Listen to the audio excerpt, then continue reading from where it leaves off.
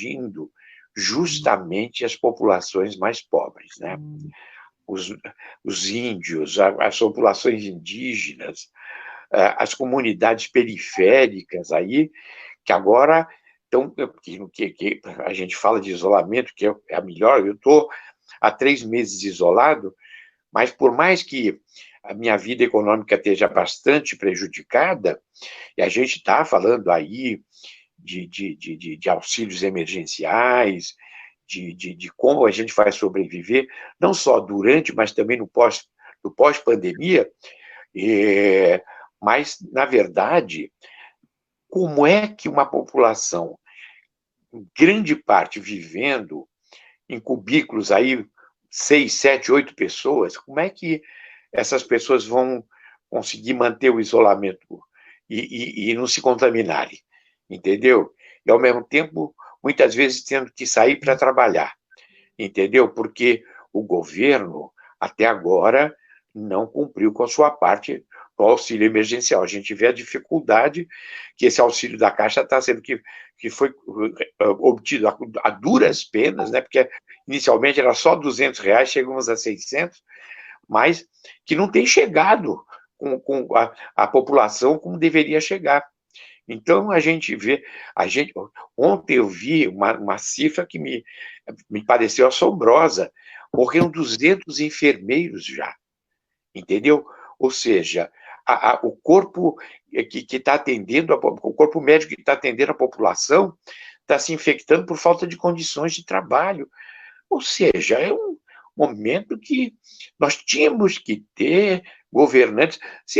Ainda bem que em determinados estados, e aí os estados e prefeituras passaram a ter uma certa autonomia, a gente conseguiu também minimizar um pouco essa ação nefasta do governo federal. Mas quando a gente vê, por exemplo, também os casos de corrupção com relação aos respiradores, ao uso dos recursos que foram repassados, entendeu? Ou seja, a gente tem um conjunto de fatores aí que não é para a gente ficar... eu sempre tenho essa coisa de a gente ficar no mimimi, que parece que a gente está se queixando, mas é uma preocupação. Eu tenho estado aqui, dentro do meu isolamento aqui, eu tenho participado de muitas discussões e estou muito informado, procurando me informar sempre o máximo possível, e a gente vê que nós estamos perdendo essa luta, né? Essa luta está muito difícil de a gente conseguir ter um resultado que seja... inclusive, a gente tinha já uma condução que mal ou bem, era muito melhor do que, de repente, a gente está sendo conduzido por um militar e com mais não sei quantas pessoas trabalhando na saúde que não tem a menor proximidade com a área, né? São coisas muito difíceis, muito complicadas. Eu vejo que tem uma perspectiva de longa duração, né? Então, a gente tem... Essas conversas são boas para a gente, de uma certa maneira, tentar se organizar, e a gente viu aí que o Plano Emergencial da Cultura foi uma oportunidade extraordinária de reestruturação, porque nós conseguimos falar com todo o Brasil, nós reconstruímos aí uma área que nós tínhamos já mobilizado durante os governos populares, entendeu? Que estava desconectada, nós conseguimos reconectar, entendeu? Essa foi um trabalho de grande colaboração, com excelentes resultados, sensibilizamos a oposição, tivemos uma vitória extraordinária na Câmara e também no Senado, que foi unanimidade, e temos aí uma aprovação já da lei, esperando sanção da presidência, com uma sinalização positiva. Fizemos alguns ajustes, diminuímos um pouco os recursos, que eram 3 bilhões e 600, passamos para 3 bilhões, mas ela vai estar chegando na ponta, né? e a gente tem um prazo aí até um 1º de julho para que ela seja sancionada, e temos aí algumas políticas municipais, algumas políticas estaduais que têm vindo nessa direção, porque com relação às políticas federais, tradicionais, da cultura, a gente está absolutamente desprovido, né? O desmantelamento do Ministério da Cultura e transformação de uma Secretaria de Cultura dentro de um Ministério do Turismo, com 4 secretários, que se for, a última foi a Regina, que fez esse desastre absoluto, entendeu? E até agora não temos um secretário de Cultura, tá? Continuamos sem secretário de Cultura. O rapaz que estava sendo cogitado para ser secretário de Cultura era o rapaz que trabalha com turismo, que é um ator chamado Mário Frias. Ou seja, íamos entrar em mais uma fria. Serginho, nós estamos aqui. Bacana que a gente tem estado junto aí, Jandira Fegali, Paulo Teixeira, Benedita, Max Wagner, Benedita, que foi que originou o projeto, grande Benedita da Silva, maravilhosa, mas uma grande mobilização foi. Isso é reconfortante. Pelo menos tem aspectos aí que a gente tem que ver que nessa resistência vale a pena a gente valorizar, e certamente é isso que nos mantém vivos e que nos mantém, vamos dizer, eu aos 81 anos de idade, eu nunca imaginei que eu ia estar de novo tendo que reivindicar esse tipo de coisa. Mas estou aqui, ó, faço a minha ginástica 2 vezes por semana aqui na minha casa, com o meu Pilates, e estou aqui, participei de algumas lives com uma produção cultural. Ontem, através da Biblioteca Mário de Andrade, eu li poemas e cantei canções, inclusive canções da Revolução Espanhola, durante a Guerra Civil Espanhola, que o Lorca... Vai cantar para nós, então, hein? Eu canto. Um trechinho você vai ter que cantar. Serginho, a gente está aqui com mais de 400 pessoas nas várias páginas que estão retransmitindo, ou seja, nós temos um teatro na sua frente aqui. Que ótimo, que maravilha. Teatro lotado. Abraço muito forte em todos vocês e muito obrigado por estarmos juntos aqui nesse momento. Esse ambiente virtual tem nos proporcionado essa alegria de a gente poder estar tão próximo de vocês, né? E vocês próximos da gente também. Essa proximidade nos alimenta e nos dá ânimo para continuarmos nessa resistência que... quando a gente fala de cultura, a gente fala de resistência. Quando a gente fala de política também, e de luta pelos direitos fundamentais, a gente fala o tempo inteiro de resistência, né? É isso que é mais lindo. Deixa eu colocar aqui. Tem algumas pessoas, ó, Daniela Fragoso, que maravilha. Sérgio Manberto tem toda a minha admiração. Grande homem, ator espetacular. E tem vários aqui te elogiando. E a gente fica muito feliz de ter você aqui, mas deixa eu ver se eu tenho alguma pergunta.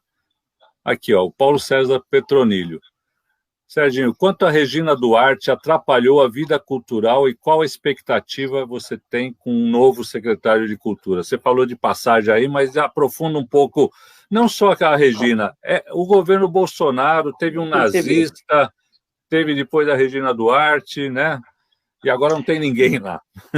Não, pois é, esse rapaz que foi, vamos dizer, havia uma indicação dele, ele chama-se Mário Frias, não tenho nada, nem conheço pessoalmente, mas ele era um ator que estava trabalhando com a área de turismo.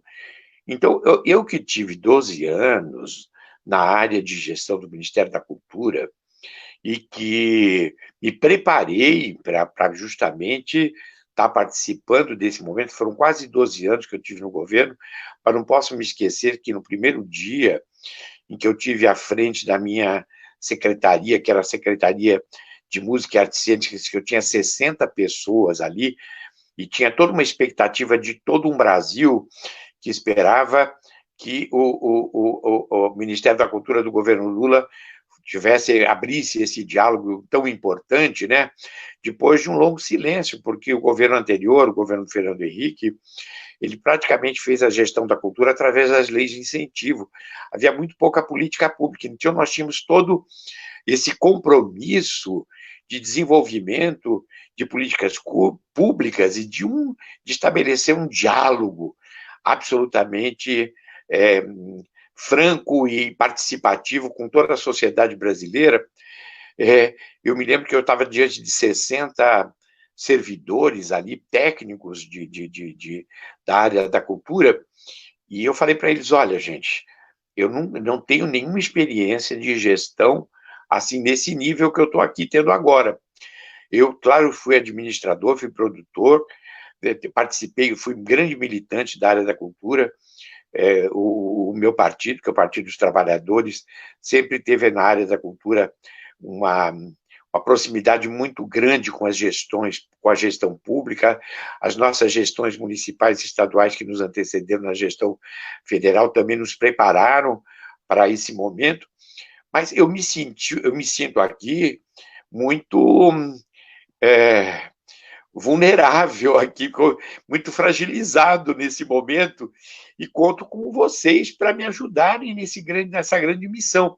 E foi maravilhoso, eu pude contar com essas pessoas e pude contar também com as 3 grandes conferências que nós fizemos e com a boa vontade dos nossos governos, que aumentaram os recursos e criaram uma ponte e inovaram em termos de políticas públicas. A minha secretaria, a primeira secretaria que eu tive já depois da reestruturação do Ministério, era a Secretaria da Identidade e da Diversidade Cultural, onde nós começamos trabalhando com a cultura dos povos indígenas, elaborando políticas públicas a partir de protagonismo das lideranças indígenas, entendeu? O movimento LGBT, que não era só para as paradas grandes, como a parada aqui de São Paulo, mas nós fizemos paradas gays em cidades com menos de 20 mil habitantes, no sentido de uma luta pela diversidade sexual, entendeu? E com resultados extraordinários, entendeu? Todo o trabalho que nós estabelecemos no sentido da saúde mental com a Fiocruz, de trabalho da luta na luta antimanicomial, entendeu? Na questão das doenças transmissíveis por meio do sexo, entendeu? Foram momentos sobre a questão da vida do trabalhador, a questão dos portadores de deficiência. Quando eu me lembro que quando a esposa do presidente, do atual presidente, do atual governante, falou em Libras, as pessoas saudaram como se fosse uma... Durante todo o nosso governo, essa linguagem de Libras teve permanentemente, vamos dizer, no nosso horizonte, entendeu? E institucionalizada. E eu me lembro que a imprensa saudou como se fosse uma novidade, praticamente esquecendo todo o trabalho que tinha sido feito anteriormente. Então, foi um momento de muita proximidade também com os povos aqui, com as nações sul-americanas, certamente na Unesco participamos de toda a regulamentação da Convenção e da Convenção sobre a Promoção e Proteção da Diversidade Cultural, e muitas reuniões aqui a nível do Mercosul, particularmente, com relação aos povos indígenas. Nós promovemos um grande encontro dos povos Tupi-Guarani. Primeira vez em 5 séculos, reunimos povos Tupi-Guarani de 5 nações, de Uruguai, Argentina, Brasil, Paraguai,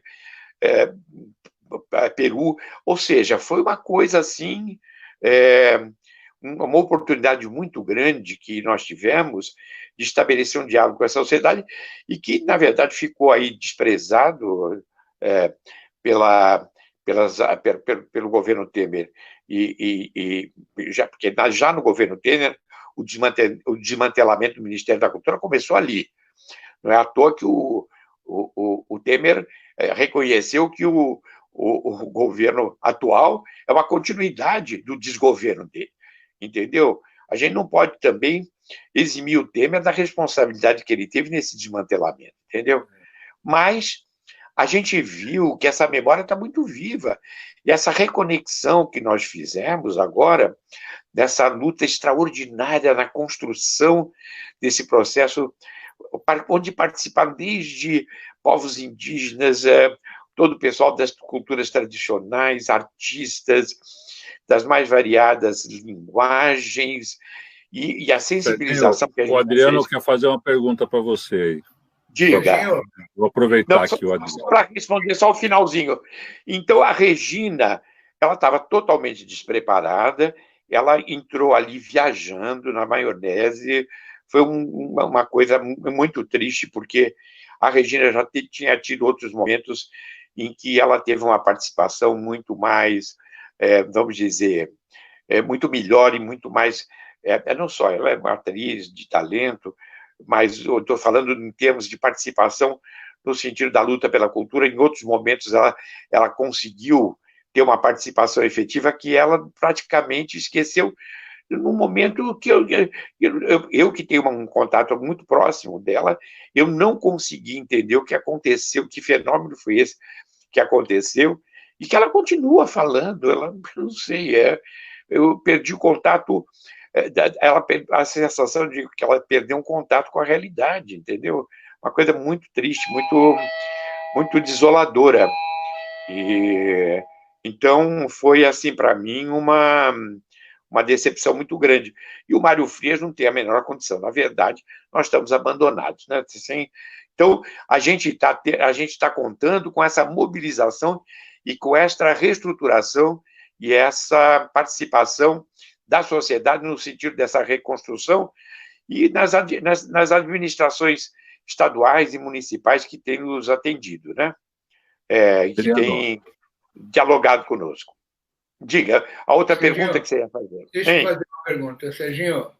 Tem gente até de Portugal te assistindo aqui, assistindo a transmissão. Teve até uma saudação que entrou lá de Portugal. Serginho, vamos falar, você é um cara tão amplo, vamos falar de umas coisas que é o que você mais gosta, que é ser ator. Como foi a sua última excursão a Moscou? Como foi a recepção? Que peça que você levou? Como foi aquela coisa maravilhosa que aconteceu em Moscou? Conta para o teu povo. Conta o que aconteceu lá em Moscou, Serginho. Pois é, eu tinha visitado Moscou durante a minha permanência no Ministério da Cultura, durante as comemorações dos 150 anos do Chekhov. Eu era presidente da Funarte, representei o Brasil, então eu estabeleci essa ponte com Moscou, que foi para mim uma coisa maravilhosa, porque Moscou sempre foi, a Rússia sempre foi um grande centro das artes cênicas, né, particularmente nas teorias de interpretação e nos grandes autores e tudo. Então foi uma coisa emocionante estar participando com gente do mundo inteiro dessas comemorações. E o presidente lá, o diretor do Festival de Teatro de Moscou, do Festival Chekhov, que se chama, ele esteve aqui em 2018 e para a MIT, para a Mostra Internacional de Teatro, e ele viu que eu estava com uma peça em cartaz e ele quis assistir, que era Visitando o Sr. Green. E ele não fala português, evidentemente. Ele tinha uma intérprete que deu as coordenadas da peça e ele veio assistir um pouquinho antes de ele viajar de volta para Moscou. Ele veio aqui assistir às 6 horas e na madrugada ele embarcava para Moscou. E quando chegou no final do espetáculo, ele estava absolutamente emocionado. Ele tinha, embora não falasse português, ele tinha estabelecido uma comunicação com o texto e com o nosso trabalho de um tal nível que ele falou assim: vocês vão estar no Festival Chekhov de Moscou o ano que vem, com 3 apresentações no Teatro Mayakovsky. Já está tudo estabelecido, tudo certo. Então, agora, a Diana, que é essa moça que está aqui do meu lado, ela vai entrar em contato com vocês e a gente vai, vamos dizer, concretizar isso para o ano que vem. Eu achei maravilhoso, emocionante, mas falei, bom, ele está entusiasmado, gostou, que bom. Realmente, essa peça ficou 5 anos em cartaz, considero um dos melhores trabalhos que eu já fiz. É um trabalho muito importante no sentido da questão da intolerância, né? Principalmente a intolerância religiosa, do ponto de vista da diversidade sexual, e uma grande obra de teatro. Eu tinha um grande companheiro de cena, que era o Ricardo Gelli, que é um ator excelente, um jovem ator, maravilhoso e tal. Mas eu falei, bom, vamos ver se isso se concretiza, né? O sonho está aí, na nossa frente.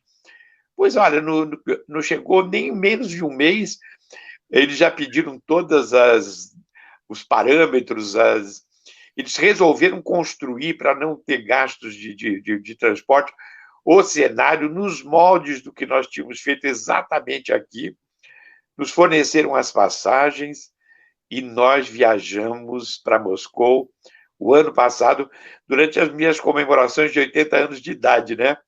Onde eu tive viajando pelo Brasil com panorama visto da ponte, pelo Brasil todo. Depois fizemos uma viagem enorme também com o senhor Green aqui pelo Brasil. Então, essa mambembagem, como a gente fala, que foi maravilhosa. Fizemos desde o Nordeste até o Sul, entendeu?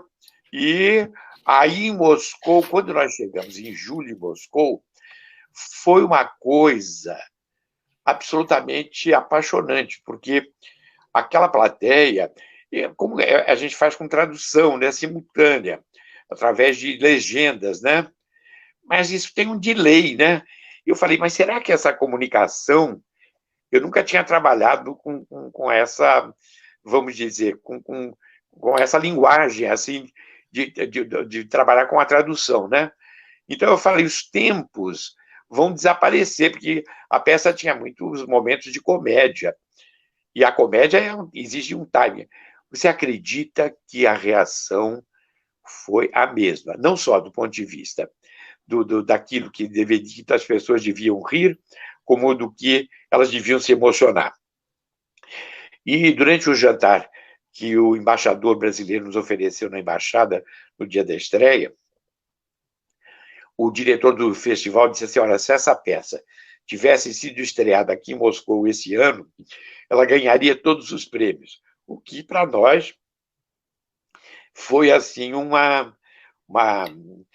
coisa tão gratificante, porque num grande centro de teatro, num templo, né, da arte teatral, a gente ouviu um comentário desse tipo, e durante as comemorações dos meus 80 anos. Então, foi muito especial. Eu viajei na sexta-feira, cheguei de madrugada, cheguei aqui à noite, foram quase 20 horas de viagem, e no dia seguinte eu estava aqui no teatro aqui do hotel. Jaraguá, ali no Novo Hotel? Não no Novo Hotel. Não no Jaraguá. No hotel aqui da Alameda Santos. Renascença. E com o meu público daqui de São Paulo. Ou seja, aí eu falei assim, olha, eu achei que eu não ia aguentar, mas aguentei muito bem. E já esse ano já entrei nos 81 e estou aqui. Depois que eu cheguei, eu ainda fiz uma exposição de colagens, né, com a Regina Boni, participei aí do processo eleitoral, né, que nós tivemos em 2018. Em 2019, a gente teve já as outras lutas aqui, que não vale nem a pena a gente relembrar, mas, de qualquer maneira, eu estou aqui, ensaiei uma nova peça, O Ovo de Ouro, que também foi muito bem recebida, e também tinha um caráter político aí, que falava sobre o Sonderkommando durante o período da Segunda Guerra Mundial, né? Com a comunidade, falando dos problemas que os judeus, a perseguição que os judeus sofreram, e o genocídio terrível, né, durante a Segunda Guerra. E já estava ensaiando um outro espetáculo para estrear agora no Sesc, que era um espetáculo também muito interessante, baseado nas Três Irmãs do Chekhov, e o backstage do espetáculo, que é um texto do Luiz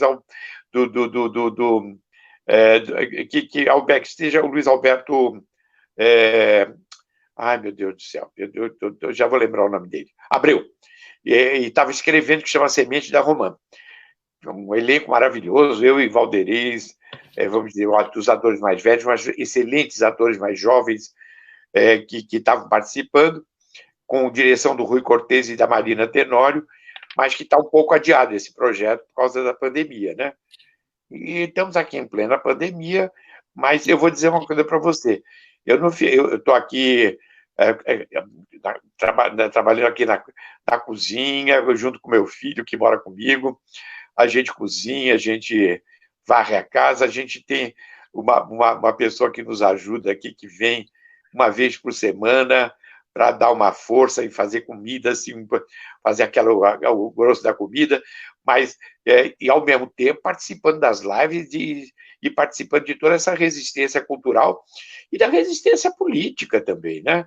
Porque estamos de molho muito aceso aqui, muito vivo, do que está acontecendo no mundo, essas lutas extraordinárias que têm acontecido no mundo, esse movimento libertário aí contra o preconceito, contra a violência policial, que tem comovido multidões em todos os países do mundo, e certamente chegou aqui. Eu vi uma cifra agora, vamos dizer, um resultado aí de um número que nós tivemos agora de violência policial aqui no Brasil infinitamente maior que nos Estados Unidos. Entendeu? Com inúmeras, o número de mortes de jovens na periferia, de pessoas na periferia aqui, é brutal. Então, a gente vê, eu vi o ensaio da Lília Schwartz falando sobre a escravidão. O Lula me falou que ele estava se debruçando sobre esse tema da escravidão. A gente nunca saiu dessa nódoa terrível que foi a escravidão e do período colonial. Na verdade, a gente vê que esse período colonial não se esgotou, entendeu? E que os países emergentes são vistos até hoje como subpaíses, como países colonizados por eles, entendeu? Então, é uma luta, e é um esforço aí mundial. Eu acho que, nesse sentido, é muito interessante que essa luta tem essa dimensão planetária, entendeu? Porque isso nos fortalece também na nossa luta aqui interna. E para a gente fazer frente a essa barbárie que nós estamos enfrentando aqui, de um governo absolutamente autoritário e que, no entanto, permanece e é um tsunami aí que a gente tem atravessado de atos absolutamente atentatórios a qualquer, vamos dizer, quando a gente pensa que o que a gente sofreu durante a ditadura, e eu nunca tive a menor dúvida da brutalidade da ditadura militar de 64, mas essa é muito mais cruel em vários aspectos, entendeu? Porque tem uma parte da população, inclusive, que aderiu a essa barbárie. Esse grupo dessa senhora, dessa mulher, dessa Sarah Winter, lá em Brasília, as coisas que ela disse, e os atentados que as instituições têm sofrido, são coisas que a gente nunca esperava que voltasse a acontecer no Brasil, e principalmente não dessa maneira, né? Com essa virulência, né? Mas estamos aqui sempre muito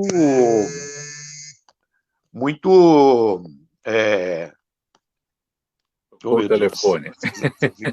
Vou aproveitar aqui, Serginho, o Rudi Fran, da Cooperativa muito Paulista ativos de Teatro. aqui, né? Isso que é o mais importante, né, Donato? É isso. A gente está aqui vivo, né? É isso. Mas tem muita gente aqui assistindo. Deixa eu só te falar, Serginho. Está aqui o Rudi Fran, da Cooperativa Paulista de Teatro, dizendo que viu a peça que você falou aí, peça linda, está aqui nos acompanhando também. Senhor Green. Eu queria que você falasse um pouquinho... Senhor Green. Diga, Rudy. Falasse um pouquinho da lei aprovada, você tocou aí nesse assunto, e como ela é importante para todos os artistas, mas principalmente para aquele artista que está na base, que às vezes não tem nem... Outro dia eu fiz uma reunião, fui chamado para uma reunião online com um grupo de trios de forró do Jardim Ângela, totalmente sem renda. Né? E eles têm a expectativa de serem atendidos pela lei que foi votada em Brasília. Né? Então, fala um pouquinho aí para esse artista que evidente, todos estão sem ter a possibilidade de ter público, todos estão atingidos, mas aquele artista da base que ainda está começando ou que faz o seu trabalho num outro espaço, esse acaba sendo mais atingido, né? Então, como é que a lei pode ajudá-lo? Os forrozeiros também têm o seu espaço, viu, nessa lei. Tudo isso porque participaram também da elaboração e da estruturação da lei, viu? Então, ela precisa primeiro ser sancionada, mas existe aí uma área de comunicação, porque a gente conseguiu, através porque para que a gente tivesse uma viabilização mais rápida desses recursos, e através do Fórum dos Secretários Estaduais de Cultura e Municipais de Cultura, a gente estabeleceu uma ponte, vamos dizer, que, de uma certa maneira, aproxima, vamos dizer, esses artistas mais justamente do acesso aos benefícios dessa lei, entendeu? Então, vocês procurem se manter informados, tem aí o site da lei, de como, assim que ela for aprovada e que ela for sancionada pela presidência, o que a gente espera que aconteça até antes do final do prazo, que seria o 1º de julho, os estados e municípios já estão se preparando, que vai ter que ser feita uma medida provisória para liberar os recursos, né? Os 3 bilhões. E, então, para ver como é que as pessoas têm, que a gente agiliza esse contato mais rápido, entendeu? Da ponta de vocês aí que estão fazendo essa pergunta, com no acesso a esse benefício, entendeu? Eu acho que... Mas podem ficar sossegados que vocês estão... Claro que não pode ter... Ele não tem efeito cumulativo, vocês não podem estar recebendo outros auxílios, entendeu? No caso, cada pessoa tem direito a R$600. No caso do casal, um casal pode chegar a 1.200, entendeu?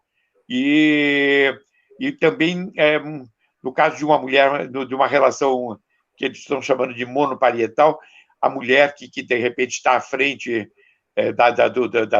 da família, ela pode ter direito da família e do processo, ela pode ter acesso diretamente a R$1.200, entendeu? É um auxílio emergencial, não é um auxílio grande, mas que, de uma certa maneira, atenua um pouco o momento difícil que a gente está vivendo, né? Chegou agora o Zaratini, nosso deputado federal. Estou vendo aqui. Oi, Zara, tá bom? Direto de Brasília. Boa noite. Oi, querido. Prazer em vê-lo. Maravilha, obrigado pelo convite. Numa conversa deliciosa aqui com o Sérgio Manberti. Ele estava falando da lei aprovada aí no Congresso, pela Câmara Federal e pelo Senado, e que agora depende da sanção do Bolsonaro. Zaratini, tem expectativa de sanção? Tem alguma conversa com o governo sobre isso? Só para você entrar na nossa live no tema aí. Bom, Donato, primeiro eu estou entrando atrasado, eu quero dar uma fala rápida aqui, porque eu tenho que voltar para uma outra reunião, né? Mas eu não poderia de deixar numa brecha dessa vir aqui, dar um abraço aqui no Sérgio Manberti, né? Dar uma boa noite para o Adriano, Donato e todos que estão nos ouvindo. Hoje a audiência aqui está altíssima, né? Então, Manberti, é um prazer para nós você estar aqui, né? Para mim também. Desculpe aí, mas está rolando sessão, pauta grande aqui.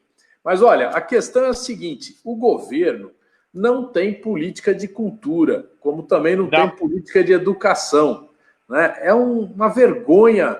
É um governo que não. A política que eles querem fazer é cancelar, anular e destruir tudo que foi feito.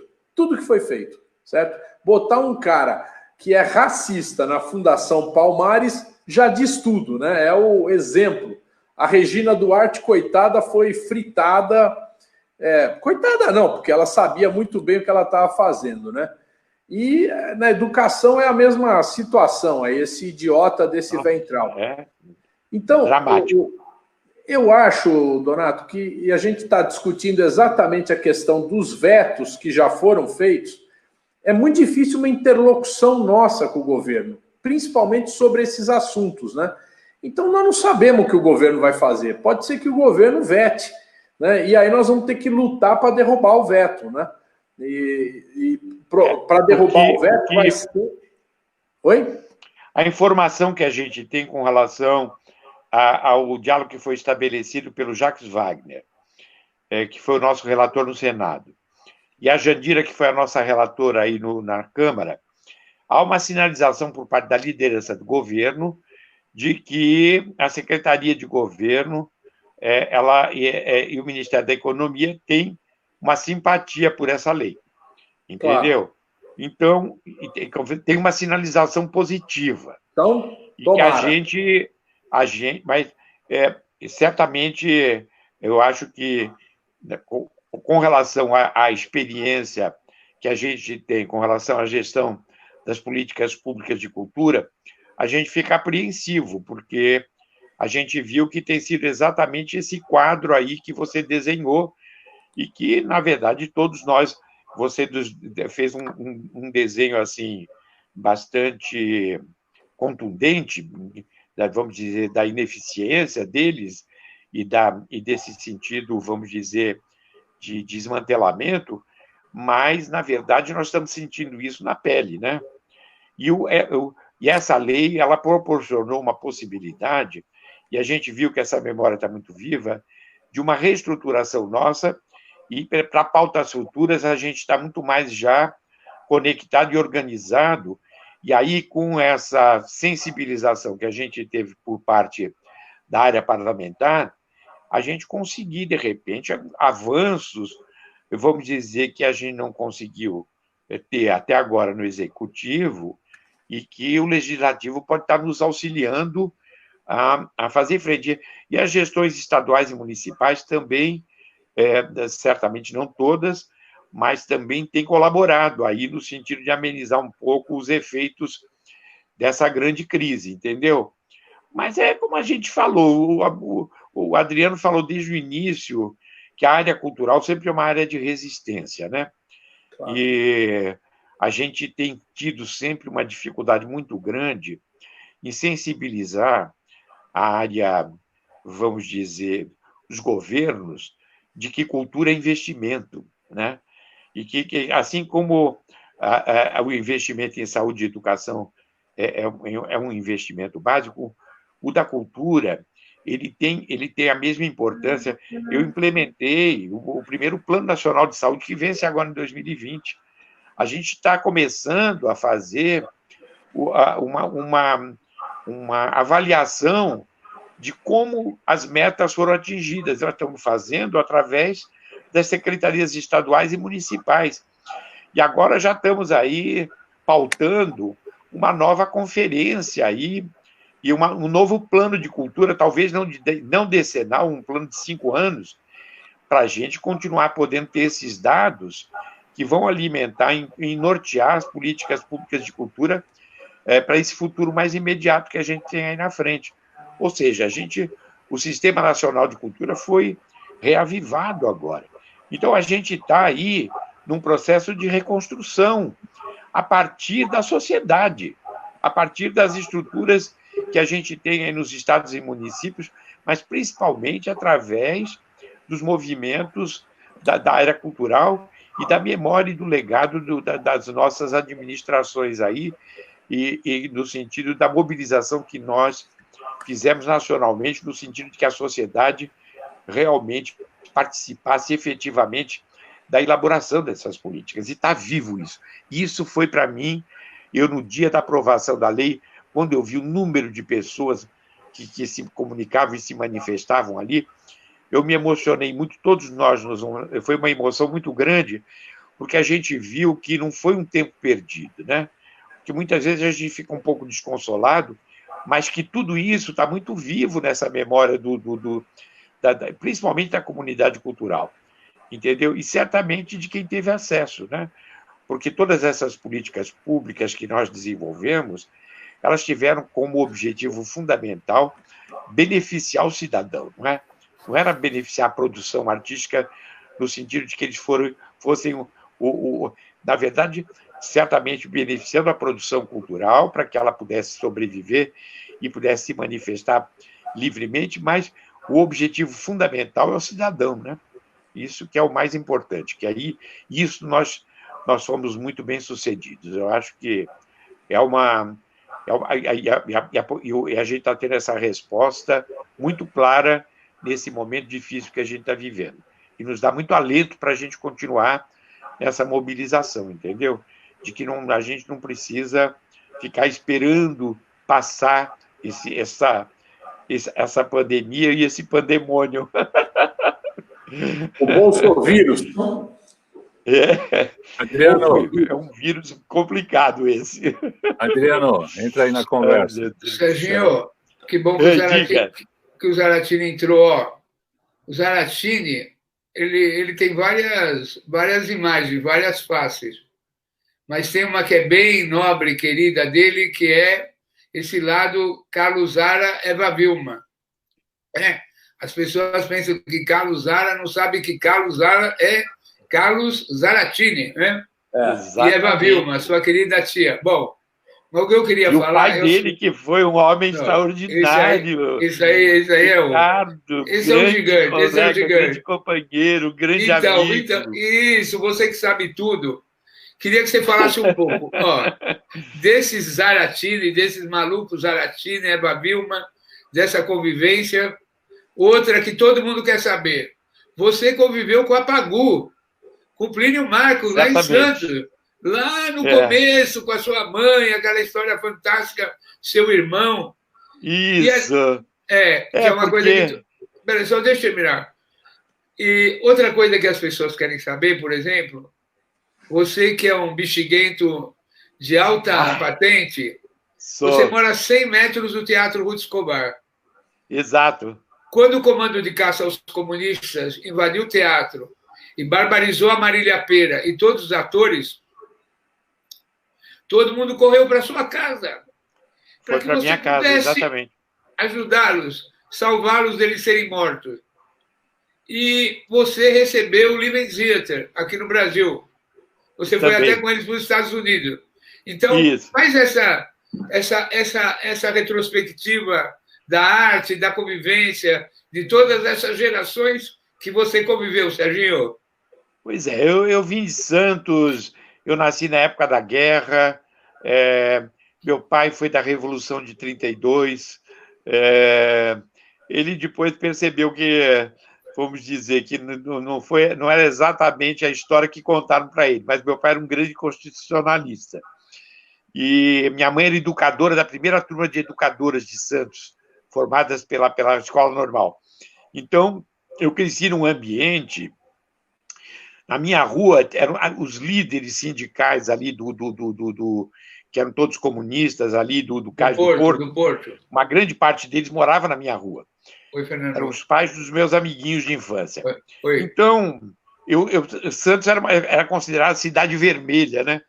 Então, eu sempre tive muito uma vivência política de participação muito grande desde a minha infância.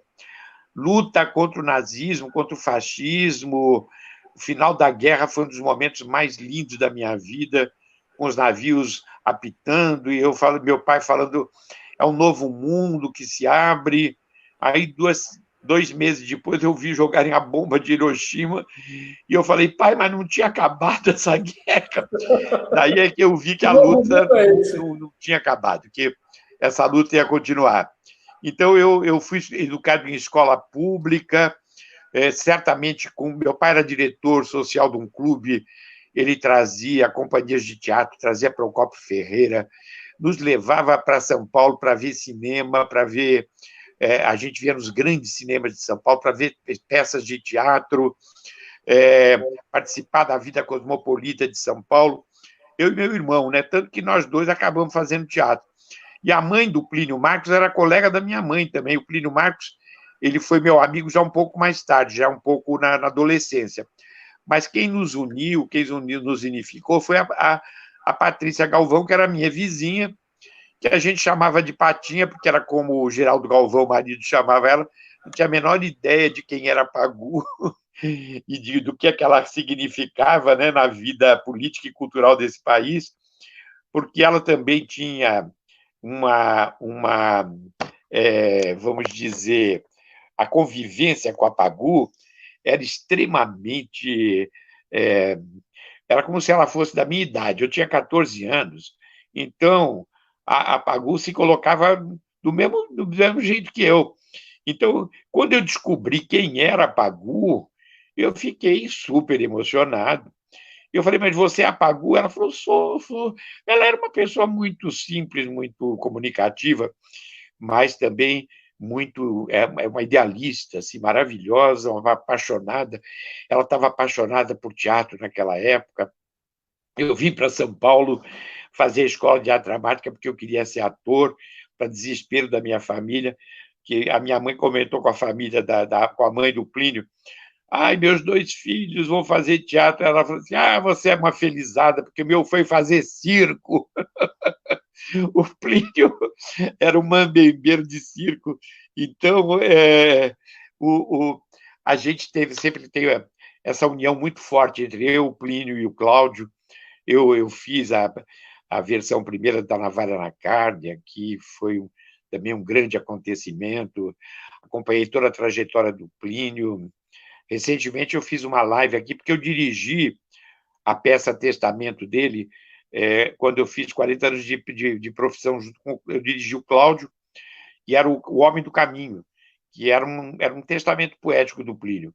E agora eu fiz numa live aqui no Sesc, e num momento aí de sequência da pandemia aí, que possivelmente a gente vai ter que ter pouca gente no palco, eu já estou preparando a possibilidade de fazer de novo esse monólogo, porque é um monólogo muito impactante, muito como todas as peças do Plínio, e espero também fazer para o próximo ano um outro monólogo sobre a obra do Lorca, que eu também considero um grande revolucionário, um homem que foi assassinado durante a Guerra Civil Espanhola por ter assumido a sua homossexualidade, a sua homoafetividade, numa época que era, vamos dizer, num país extremamente religioso, né?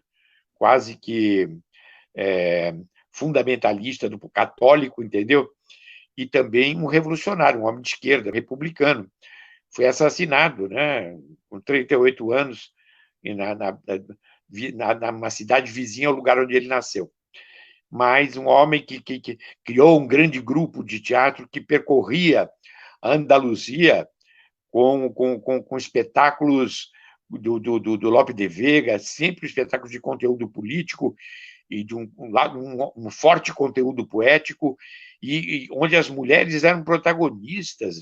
Ele era um grande feminista, né? Porque a condição da mulher era uma condição muito difícil na Espanha, né? O Almodóvar, de uma certa maneira, eu sinto uma proximidade do Almodóvar com essa temática que era abordada pelo Lorca nos anos 30, entendeu? E amigo do Buñuel, do Salvador Dalí, um homem extraordinário. E ele inaugurou a primeira biblioteca na cidadezinha onde ele nasceu, e falando da importância dos livros e da cultura, entendeu? Ou seja, era um precursor em todos os níveis. Ele teve nos Estados Unidos, tem um livro de poemas dele, que é O Poeta em Nova York, onde ele entrou em contato com esse racismo que hoje está aí está nessa evidência enorme. outra vez nos Estados Unidos, e ele veio profundamente sensibilizado e chocado, porque ele percebeu que isso fazia parte intrínseca daquela sociedade extremamente racista, né? E de, onde e da forte repressão policial, né? E então ele teve de passagem aqui pela América do Sul, teve aqui no Brasil, teve na Argentina, teve no México, mas quando chegou a hora de ele poder fugir, inclusive, do franquismo, ele recebeu um convite de uma grande atriz que tinha uma grande companhia que ia para o México, Margarita Xirgu, e falou para ele assim: você não quer ir embora? Aqui você está correndo risco e tal. Ele falou assim: não, eu sou espanhol e eu vou ficar aqui junto do meu povo. E voltou para a terra dele, achando que iam respeitá-lo pela importância que ele tinha adquirido como autor e como poeta. Mas eles foram lá, pegaram ele na casa de um amigo onde ele estava refugiado e mataram ele covardemente pelas costas, né? E até hoje não se encontrou o corpo dele. Então você veja que tem uma semelhança muito grande entre o Lorca, entre o momento que o Lorca morreu e o momento que nós estamos passando aqui no mundo, né? Então você vê que esses processos libertários eles têm que acontecer ciclicamente, né? A humanidade tem as suas conquistas, tem retrocessos, mas essa luta que a gente pensa, quando a gente pensava que a gente não precisava mais lutar, que a gente já tinha conseguido avançar, a gente vê que essa luta é eterna, né? A luta pelos direitos e a cultura tem esse papel importante. A cultura é alimentadora desse processo, entendeu? E aí, numa relação hoje muito forte, se já tinha uma relação muito forte com a educação, porque a educação é um braço hierárquico da cultura, né? Ela disciplina e ela organiza. Mas hoje o espaço da comunicação, né? Principalmente hoje dessa comunicação que se estabelece hoje a nível global através do ambiente virtual, entendeu? Que é um novo elemento aí. Você veja que através das lives e através é um ambiente extremamente, vamos dizer, a gente vê que florescem também as fake news e também as mazelas da sociedade também estão presentes nele, mas é um ambiente que tem um potencial aí libertador muito grande, entendeu? E que certamente tem que fazer parte desse conjunto de cultura, educação e comunicação. Eu me lembro que quando a gente foi derrotado aí em 89, na candidatura a Lula, eu e o Tadeu de Pietro, nós fizemos uma reunião com o Gilberto Carvalho, com o Rochinha, com o Perseu Abramo, falando que o nosso partido tinha que tomar, vamos dizer, ter se debruçar mais sobre a questão, principalmente, do universo da comunicação. E, infelizmente, a gente não... Se houve falhas no nosso governo, foi na área de comunicação, entendeu? Nós tivemos uma área de comunicação sofrível, a verdade é essa. E as rádios comunitárias tiveram um momento muito adverso durante o nosso período lá, e a gente teve aquele Hélio que o pessoal chamou de Hélio Bosta, né? Que era o Hélio Costa, mas o Paulo também, o Paulinho também não... Eu acredito que tenha sido tão ruim ou pior que o Hélio Bosta. A gente foi muito fraco nesse quesito comunicação, e a gente viu esses órgãos de comunicação se voltarem contra a gente e fazerem e participarem tão ativamente desse golpe que nós sofremos, né? E estão aí até hoje batendo na gente, né? Estão até hoje batendo na gente, mesmo depois de tudo, né? Mas tem a muita gente está gente. aqui para revidar e para poder... A gente tem que acreditar que a gente vai, a qualquer momento, a gente vai ter uma comunicação democrática desse país, né? Regionalizada, que possa expressar, vamos dizer, e que possa trazer uma informação democrática também, né? para que as pessoas não fiquem tão envenenadas, entendeu? A partir de notícias tão... que a gente vê essa manipulação da notícia, né? Que a gente vê acontecer constantemente, né? Nos grandes meios de comunicação e na própria rede, né? Essa CPI das fake news aí está dando o que falar, né? E Zaratini, tá uma... A gente chegou no ponto fundamental aí de sustentação desse governo, né? Claro. Tá muita coisa rolando aqui. Eu acho que nós vamos ter agora muitas surpresas aí, porque todas essas investigações que se iniciaram aí pelo Supremo Tribunal Federal, pelo Tribunal Eleitoral, elas estão chegando nos mesmos pontos, né? Nas mesmas pessoas que são os produtores das fake news, os impulsionadores, né? Fazem parte do chamado gabinete do ódio, e pelos mesmos financiadores, aí, o velho da Havan e outros empresários da pior qualidade, né?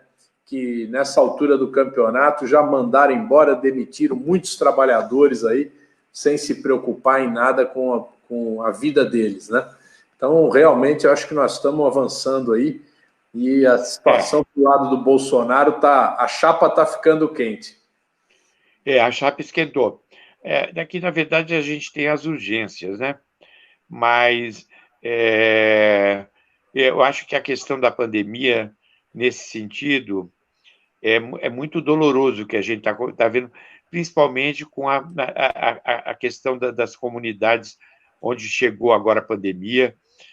Vamos dizer que tem muito pouco acesso, vamos dizer, a planos de saúde. A gente vê que está havendo uma evolução do colapso aí do sistema sanitário, uma falta de condução por parte do governo federal. Em suma, é muito preocupante essa relação com relação à pandemia também, né? Além da conjuntura política, mas está tudo junto. A gente está tendo que enfrentar todas essas... A gente tem todas essas frentes de luta, né? E não tem sido simples, mas eu sinto que nós temos caminhado. Com todas as dificuldades, nós temos caminhado. Uma coisa que me preocupa sempre é o conjunto das forças progressistas estarem dialogando melhor, né? A gente vê que a gente ainda não conseguiu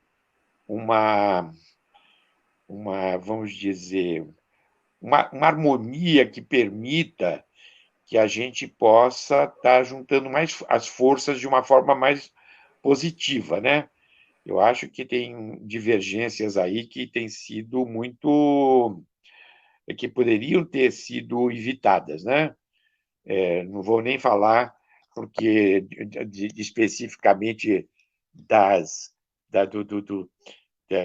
decepções aí que a gente teve. Eu digo particularmente com relação ao Ciro, que foi um homem que participou do nosso governo e com quem a gente tinha um diálogo franco e que depois assumiu posições que a gente, por mais que a gente esperasse, pelo temperamento dele, pela formação, que pudesse acontecer, mas aconteceram de uma forma muito dramática, né? Em momentos muito especiais. Mas estamos aí. Em compensação, a gente vê aí... Eu li a entrevista do Zé Dirceu para a Carta Capital. É um privilégio a gente ver, de repente, homens com essa consciência política, com essa liderança, né?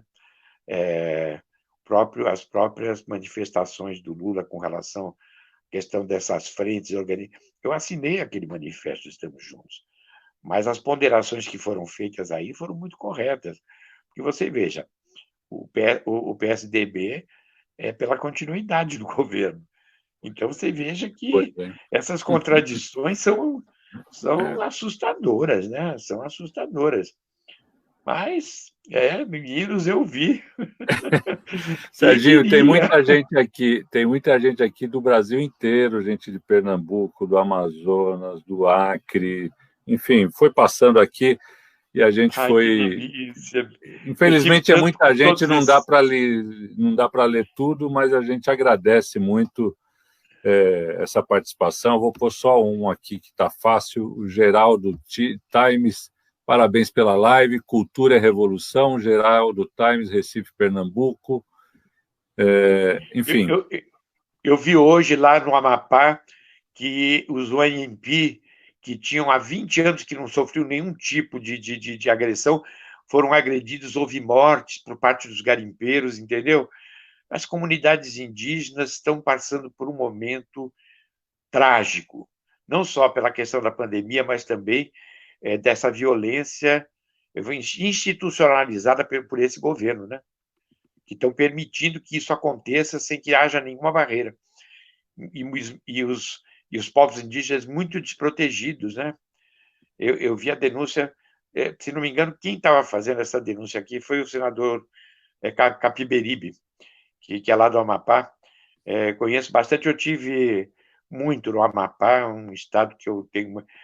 na verdade, durante todos esses 12 anos que eu tive no governo, eu visitei todos esses estados e tive um diálogo permanente com essas comunidades culturais e com os estados, de uma forma geral, muito proximamente. Então, são grandes amigos e grandes companheiros que eu fiz durante esse meu trajeto pelo governo e que eu agradeço muito a presença deles hoje aqui nessa live e mando um abraço muito efusivo e caloroso e muito solidário para a gente estar podendo estar juntos nesse novo momento, né? Obrigado, meus amigos, meus companheiros. Muito obrigado. Serginho, você não vai embora, você falou que você ia cantar, né? Eu vou cantar uma música da Revolução. Olha, eu vou dizer uma coisa. Revolução Espanhola? Da Guerra Civil Espanhola, E que o Zé Serra, que estava conosco no festival, que ele era ator na época, viu? Por incrível que pareça, o Zé Serra era ator. Mas continuou muito tempo como ator, né?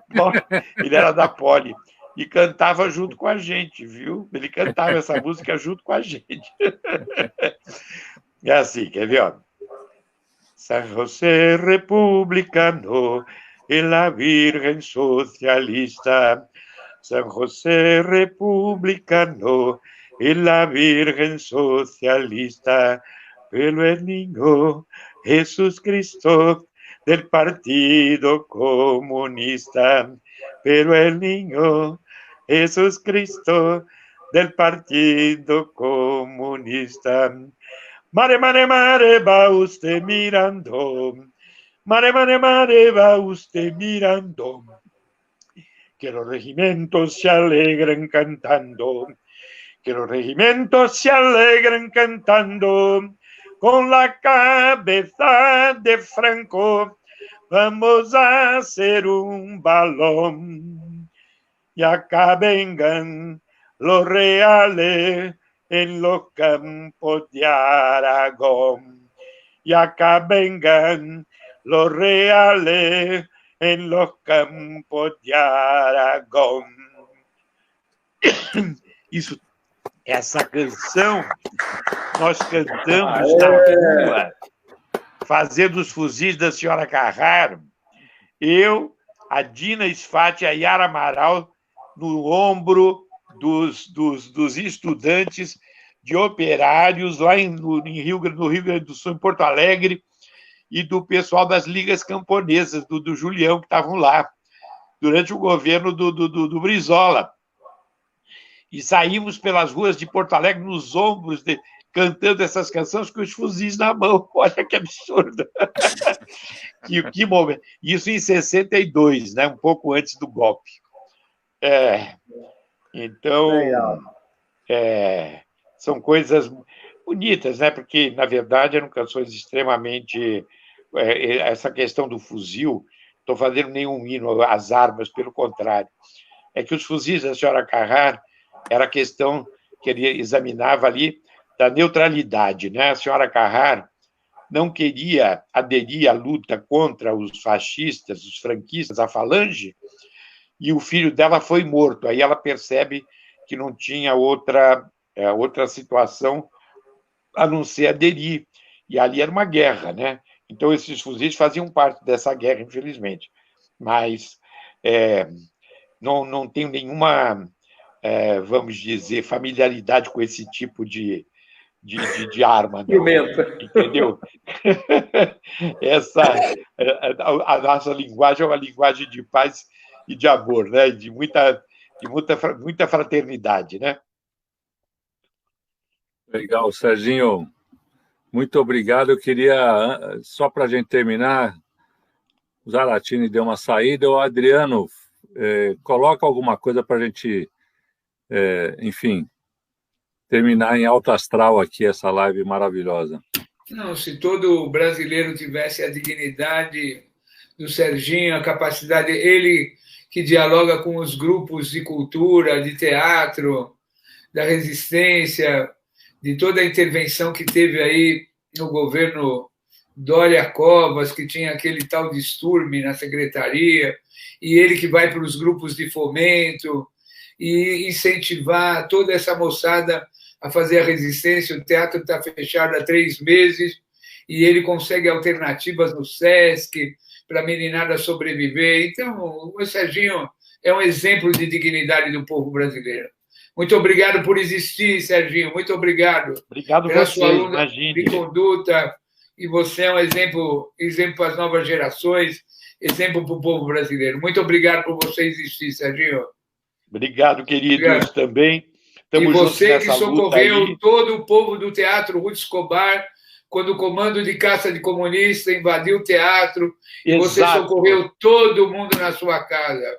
A Marília Pela toda... que era um grupo revolucionário também aqui, e aqui foi sempre um grande centro de discussão política, de discussão cultural, e discussão da contracultura também, e dos elementos que tiveram presentes aí nas lutas da contracultura. Em suma, meus filhos todos hoje estão na área cultural, meus netos seguem a mesma trajetória, então a nossa família é uma família que está unificada pela cultura e pela política também, que todos têm o mesmo lado. Estamos aí viva Boal, viva Boal, viva Guarnieri, viva Sérgio Manberti e todos os da resistência. Querido. Viva Manberti. Viva o teatro, viva a cultura. Viva o teatro. Legal. Viva Manberti, viva a cultura, viva a democracia. E viva a resistência, né, Adriano? Sempre. Então, muito obrigado Serginho. Obrigado, foi Sara. ótimo. Obrigado, amigos, companheiros. Estamos juntos aí, nacionalmente. Amanhã estamos aqui de novo às 18 horas.